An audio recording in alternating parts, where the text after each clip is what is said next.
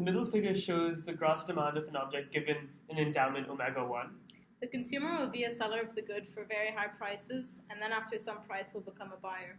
Therefore, when the prices are beneath this threshold, the consumer's net demand will just be x1 minus omega 1, because this is the amount the consumer needs to demand in addition to the endowment. This is why the net demand curve is the same as the net demand curve is here and the gross demand curve is here, and so the difference here is the same as this curve. So the net demand will be x1 minus omega 1 if it's positive, and then it will be 0 otherwise. It's just a horizontal translation.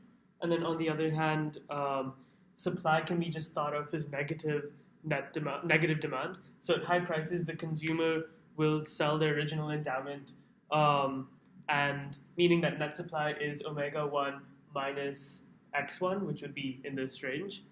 So the same logic applies as before, and this portion is just horizontally is just taken over to the net supply, except now it's flipped over to become positively sloping because supply is thought of as positive, and therefore if gross demand is negatively sloping, net demand will be negatively sloping, and the supply curve will be upwards sloping.